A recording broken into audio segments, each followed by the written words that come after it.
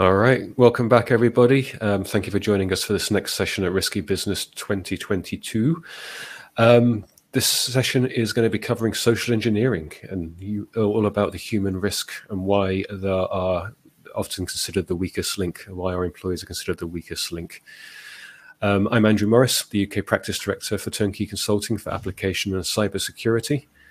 And I'm joined today by my good friends at Mazars, Carmine and Yasmin. Carmine and Yasmin, would you like to introduce yourself?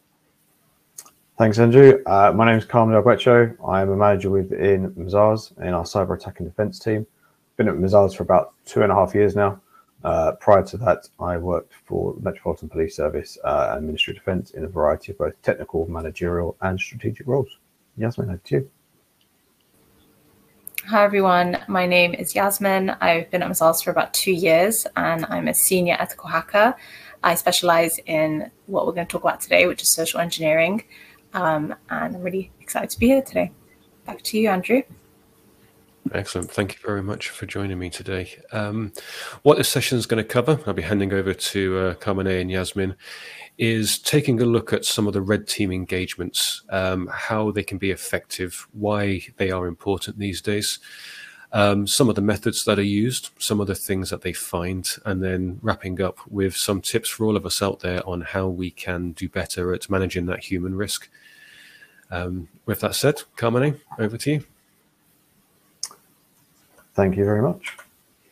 So I'm going to start with two of the kind of major news stories that have broken within the last couple of weeks. Both of these hacks relate to social engineering, reportedly by the same person, although that hasn't actually been confirmed, I don't believe. Both tech companies as well, which I think is rather important in this. There's sometimes a belief that, you know, it's about whether or not you're technical or not, depends how likely you are to be able to respond to these effectively. Rockstar Games, absolutely massive games developer, responsible for the Grand Theft Auto series, was breached recently, and they had their source code leaked, upcoming game, Grand Theft Auto 6 leaked, along with some of the source code. So really a quite significant breach for them. The way that breach reportedly happened was the attacker phoned up impersonating IT, managed to convince the user to give over their credentials, their password, their username, and then logged in. UberHack, another significant breach, another big tech company, had a complete compromise. They managed to get access to the domain controller, they managed to get access to the Slack channels, source code, and they managed to bypass multi-factor authentication. Multi-factor authentication is often seen as a silver bullet, which it isn't. Social engineering shows that. What the attacker did in this example was they repeatedly spammed one of the users with an authentication request to the point where in the end he messaged the person supposedly to say, if you don't accept this request, it's going to keep going all night. You need to accept it. And therefore they accepted the request and the user got access to the VPN and therefore managed to get access to the network itself. So as again, example, these are relatively recent, in the last couple of weeks. Big companies with big tech aspects to them, and they've managed to get breached. So where does red teaming fit within all of this? So you can see on the left, we kind of have a graph that shows where red teaming fits within most maturity and also the risk tolerance of a company. We start at the very bottom, going with vulnerability scanning, which kind of is automated, gives you some information about patching some known vulnerabilities, but also is quite susceptible to false positives as well. As we move through, you get to your penetration testing. So again, organizations aware, requested by IT or management, test those vulnerabilities that are raised during the vulnerability system, and then we'll exploit them if allowed to do so with the knowledge of the company. As we move up, we move to scenario-based testing, which is predominantly what we're going to be discussing today, and some of the examples that Yasmin will talk about relate to. Scenario-based testing is when you take a specific scenario and you want to test how your team's response, how your instant response plans work, whether or not they're effective, and how your staff react as well. We have a variety of different scenarios, which you can see on the wheel to the right. We can talk about spear phishing. So Typically, you don't inform the rest of the organization. For spear phishing, you want to see how people react. Do they report the phishing? Do they click the link? See how they react. If it is detected, how do they respond? How does your IT team respond? We move around the circle to assumed compromise. Assumed compromise takes the position that at some point you accept you will get breached given enough time, and therefore once the attacker is inside your organization, where can you go from there? So you're assuming that person's clicked on a link or has had their credentials stolen, and therefore where do they move from that point onwards? One of the other scenarios that's quite popular is ransomware. Run ransomware on a laptop or a server, see whether it's detected. Do your tools react the way you expect? Do your IT team react the way you expect? And then finally as well, physical and social engineering. If somebody managed to gain access into your building, what could they do? Where could they go? Are those technical controls internally the same as you would expect externally? As we continue to move up the graph, you get to intelligence-led. So you take a TI report from a TI platform, a TI provider. They give you specific information about the way in which your sector or your company is targeted, using specific information on advanced and persistent threats, and then replicate those threats based upon the information from that report. And then finally, we top out the graph with purple teaming, which is when the red team, the attackers, and the blue team, the response, sit together to try and break into a network. The red team succeed, they inform the blue team fix it. They can see whether or not they can go through their logs. Can they identify where it took place? Would they have seen it if they didn't see it? And it's about doing consistent tweaks as a team together in order to properly secure your network. So what are some of the threats we're trying to emulate in scenario-based testing? So whilst these risks obviously can apply to all of the threat actors, there are some specific ones we tend to look at. Hacktivists. So hacktivists are after, they want to inflect change. They're looking for kudos. They want to be seen on the news. And therefore, they're not necessarily the most technical people. They might just find scripts and vulnerabilities on the internet, run them, and they're aiming to disrupt and deny access. Denial of service is a very common example, to face websites as well. They're not necessarily seen as people with a lot of technical knowledge or capability behind them. As we move up, we move to organized crime. Ransomware as a service is a key one here. We also look at, people that are stealing credit card information or financial information, but they're organized crime groups that have a lot of time. This is how they make their money. This is their day job effectively, and they are looking for malware, social engineering. They will compromise the network, and then they will extract and exfiltrate data or ransomware it. Nation state, again, large, lots well-funded, lots of money, lots of time, support from the government. They're looking to steal IP to help their domestic product, economic warfare, and military advantage. Big players, lots of time, lots of money. And then I think this is a really interesting one, is this last one, which is the insider threat, especially as we move into a time where potential people are under more hardship, they may be struggling. It's something we don't like to talk about. What is the risk from our colleagues, from our friends? I've seen it. I've worked in places where people have struggled externally and then they've stolen things. And this is that inside of it, stealing information, stealing client information, maybe to sell on to competitors or even to get a new job somewhere else. They already have access to the network. What's the threat they pose to you? And it's an interesting scenario to replicate, because you have somebody that already has access. Do they have the right access, or do they have too much? As we go through some of the scenarios, I just would like you to kind of think about some of these threat actors, how you think about them within your own organizations, whether or not you are considering all of them. And then as Yasmin goes through some of these examples, think about who those threat actors could potentially be within your environment. So over to you, Yasmin. Thank you so much, Com. So as Com spoke about the red teaming engagements, at the beginning of any red team engagements, we carry out something called open source intelligence gathering, or what we call OSINT.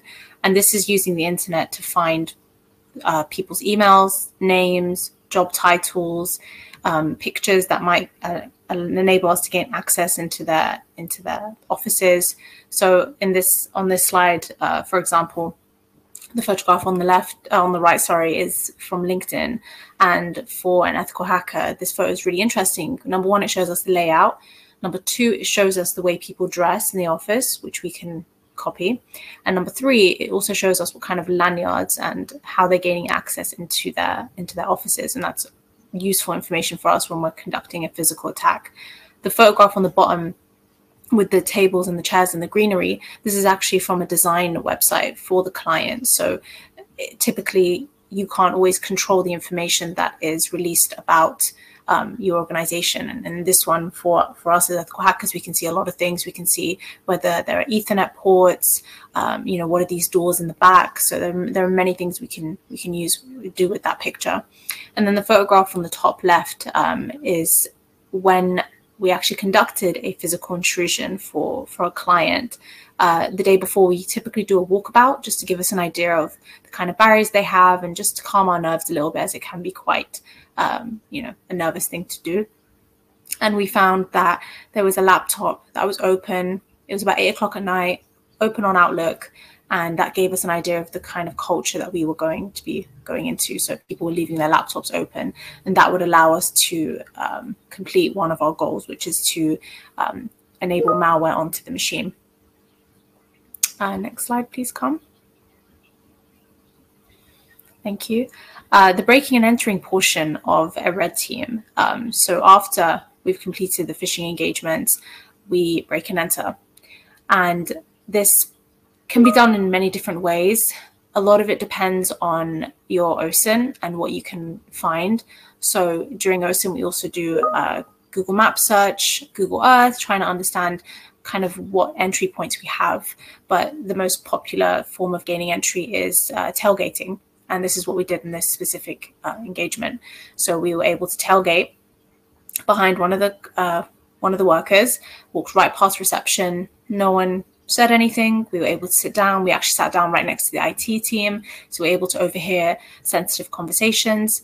So it's always important to ensure you never know who's listening, so don't talk about something out loud. We were able to hear passwords to the guest Wi-Fi. The photo on the top right is us plugging into the network. We're using a tool called LAN Turtle. There's something that we can leave behind, and we were actually able to do that. And it will help us progress in our objectives. The photograph on the bottom right with the laptop and the paperwork is a very interesting photograph. So this was an office of somebody quite high up in the organization, and this was the laptop that we were able to plug the malware in so that we were able to gain a connection back to our London office and able to gain a persistent connection through a beacon. Another thing in this image is that there is a sensitive documentation. So there is actually a disciplinary note right on top of the laptop. So that's just piggybacking off Calm. What you said about insider threat, disgruntled employee, never have your documents lying around, try and go paperless, things like that. And then the photo on the bottom left is just showing that we had an IP after we plugged in on the network. And then the photograph on the top left with the kiosk and the Cali. So this was a retail client, and they had a retail store. And part of our engagement was breaking into their office and also breaking into their retail store. And we were able to install Kali Linux on the kiosk, the payment kiosk that the workers used to scan items, and Calm and our director was able to get domain credentials through that. So a lot of interesting things in that specific engagement. Next slide, please, Calm. So phishing. So what Calm said about spear phishing. So this is another client that we were involved in. This is typically the first stage of a red team engagement. So through the OSINT, we're able to collect emails, and from the emails, we're able to use those emails and people's job titles to conduct mass spear phishing. So we use a tool that's on the top in the black screen with the green writing, and this tool is a man in the middle kind of tool. So it sits between the phished user and the real life website. So when the user navigates, when they're sent an email and they navigate to the link, they actually can't tell the difference. It's the real website. We're just sitting in the middle, and we're able to read and gain everything that they're posting on there. So in this one, they were sent the email, and in the green text in the middle, that's their username and their password. With this specific client, they had 2FA. So 2FA comes in many different forms, similar to what Carm said at the beginning with the news article. With Uber, they had an approval 2FA. This example was a text message, and you'd get a code and you'd have to input that in. So we got their credentials. We called them up pretending to be IT support, managed to get their 2FA token, and then the photos around the images, the one on the bottom right is their inbox. We're also able to add ourselves as a secondary, as somebody that can also authenticate into their account. And then the photograph with the 3 pictures, I'm not sure if you can see it, is actually the cybersecurity team, and that's their SharePoint where they release tips and tricks and any updates that they're doing. So that was an interesting thing for them to be able to see. And I will pass it back to Carm for the recommendations for cybersecurity. Thanks, Yasmin. So obviously we've spoken about the individual being the weakest link. However, that being said, nobody is perfect. Nobody is infallible. Myself, have been, the result of a phishing scam. I'd had a very long day traveling to see some family in the north of England. Got out of the car after 4 hours of driving, and a telephone call comes through asking for some information. About a few minutes into the call, I was just like, hey, actually, this doesn't make sense. And asked some questions, and quickly they put the phone down. But it does show that, if somebody catches you at the right moment in time, this can happen to anybody. So whilst the human is the weakest link, you can't put all of the expectation that the human is going to stop this. And therefore, what we really recommend when it comes to this kind of engagement is defense in depth. If you make that assumption that somebody could get in or somebody could get tricked, then there needs to be multiple layers in place. So within a working environment, that's about blocking your devices. It's about keeping conversations private, using privacy screens, both in an office environment, or if you're working remotely, it might be, in a coffee shop or on a train. Being aware of those conversations, who's around you when you're talking about things. Being aware of tailgating. Nobody likes to ask questions about the person coming in, but actually we should be, and it should be normalized. Phishing. Web filters, detection, automated detections are all brilliant, but new things do get through. So we need to be aware ourselves about looking for, is an email genuinely urgent? Is it from somebody you expect? Do the domains make sense? Being aware of freebies. Everybody likes a freebie. Sometimes if it is too good to true, it probably is. However, once we've then made an assumption that we could get breached, what are the defenses that are in place afterwards? We're talking about endpoint detection, giving people access to servers that they probably don't need in order to do their role. Identity management, making sure that leavers are locked down quickly when they leave, that their access is revoked. The roles they have to do their day job, are they necessary? We've done an engagement previously where they just copied and pasted multiple profiles across to new joiners, and by the end of it, a new joiner had access to, I think it was something really quite incredible, like 40 or 50 different areas and different groups that they had no need to be access to. Staying in touch. Being remote, people don't talk as much as if you were in the office. If we get a phishing email in the office, you can turn to your colleague and go, hey, have you got this email? Does it make sense to you? Ask each other, inform each other. If you do find one, actually just ping a message out in your Teams chat being like, hey, everyone, just so you know, this is a phishing email. Make sure none of you click of it. If you have clicked on it, let the IT team know. So an environment where you encourage people to take questions, to ask questions, to be suspicious but be polite is probably key. Defense in depth. All those multiple different layers make it harder and give you more chances to catch somebody that is attacking your network. It is not a case of if, but when. No company is too big or too small, and disruption and reputational damage can be disastrous for any size company. So with that in mind, I'm going to pass back to Andrew. Thank you very much. That was fascinating. We have a few questions in the chat. If you do have any more, there's still time to add a last-minute question if you want to ask Carmine or Yasmin any questions. One of the first ones that came through when you were discussing tailgating earlier, obviously that was more physically tailgating into buildings, but is it possible to tailgate access to IT applications when you're on site? So what we would typically do is once we get into an environment, it would be, can we get on the network? Can we intercept any communication that's going backwards and forwards? So we'd leave that LAN turtle, although it's plugged into the laptop, what it actually, all that is a power supply. Once we've left it on the network, we can collect any information that's been sent backwards and forwards across the network. We can intercept that information potentially to take it offline and crack later on.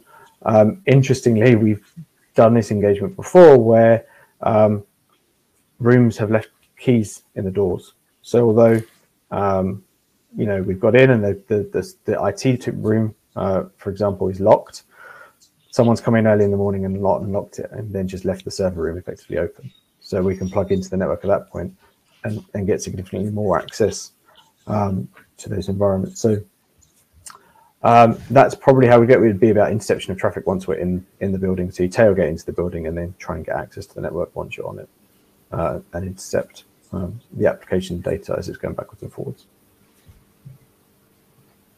Does that answer the question? Absolutely does. I think that there's also an observation aligning with what you mentioned at the very start there, how the social engineering attacks, a lot of the high-profile breaches recently, whether it's the Grand Theft Auto or Uber or others, are all driven by social engineering largely. It's a key area that organizations need to and focus on. There's a question here. Do attackers know where they are trying to get to, or is it just trying to be opportunistic and cause as much damage or explore as possible, in your experience? I think that largely depends on the threat actor you're trying to emulate. So if it's an insider, yes, that's part of the problem, is they probably do know where they're going and they know where that information is. One of the clients we did that was in that was they had rooms that had physical samples of their IP in terms of products that they had made. So people can walk in and walk out with them. If anybody's ever worked in a retail company, bag checks when you leave the store is pretty common, because those kind of attackers already know what's around. In terms of other attackers, I think it depends on the amount of research. We've done a couple of engagements where we found incredible amounts of information online. New starters doing walkarounds of their first day in office is always quite an interesting one. They literally record their way from the front door all the way through to their desk, and you can get a lot of information about how much is in there. And then other times you just have to blag it. And I think, again, it depends on what those attackers are after and who they are. If they are organized crime, they probably do have a pretty good idea. They know what your company is about. They know they've done their research, and they will try and steal something very specific. No, absolutely. Just one final question, I think. You mentioned at the end there, there's obviously some good recommendations, building that culture of questioning and not just accepting everything at face value. Have you seen, in your time doing this, any good methods you'd recommend to change behaviors? Is there any things you've seen work particularly well with individuals or organizations? I'm going to break it down to two different parts. There's always an interesting conversation that goes up in cybersecurity in how effective is phishing simulation, in that does it create too much of an onus on the individual, and actually is it demoralizing to a company? And I think, yes, it can be if it's done badly. I think phishing simulations can work, but it needs to be not aimed at the individuals. It's about identifying where maybe there are training weaknesses, but also training people to respond effectively when they do spot it. That's almost one of the key findings, I think, for me in the phishing exercises we've done is, okay, people spotted phishing engagements, but then didn't report it to IT. and actually giving your IT team an awareness that a phishing attack has taken place, or that you have potentially been phished yourself if you've been caught unaware, is really key in terms of changing behavior. It's not just about identifying it and then ignoring it, it's identifying and then informing your security teams. And then in terms of other behaviors, I think that's really key is, and I alluded to it as well, is identity management, making sure that you are effectively managing the roles and responsibilities and the access people have to different parts of the network.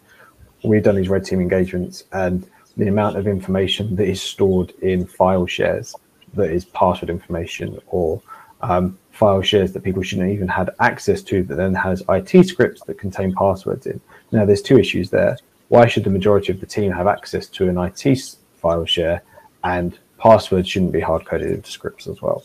So I think those are kind of the behaviors I would say have the most effect, is awareness, getting in the habit of informing your IT team, and then those kind of identity management and IT sanity checks as well. Thank you. And then I'm going to squeeze in one more question because I can, and I like it. How do organizations identify who is likely attacking them and the methods they'll use?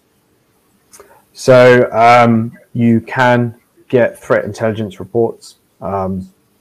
Companies regularly publish information about sector-based attacks.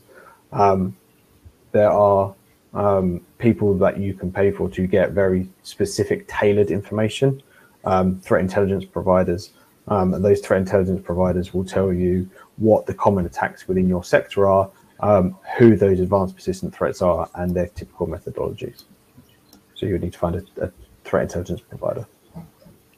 No, absolutely. We always find that quite useful when working with our customers. You know, they're understanding the risks, who's attacking them, what they're trying to protect against. It's helping them with those threat assessments, that CTI stuff, to actually understand that is absolutely critical these days.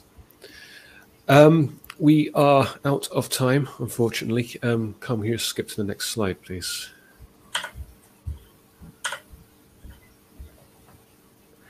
So, first off, Yasmin Kamane, thank you very much for that. That was an insightful session. If people do have any more questions, feel free to reach out to us or them and continue to ask. We're always more than happy to continue these conversations. Coming up next in about 15 minutes, we have a session with Ralph from HFS, who's going to be looking at what organizations are currently spending their money on, what are areas that are popular right now, and what that investment looks like. And then throughout this afternoon, after the lunch break, there will be a number of sessions regarding integrated risk management, about identifying risk, understanding your risk and controls in a different manner, which will be continue into day 2. But apart from that, we are out of time, sadly. Again, Yasmin Kamane, thank you very much. And please let us know if you have any questions. Thank you very much for your time. Thank you very much.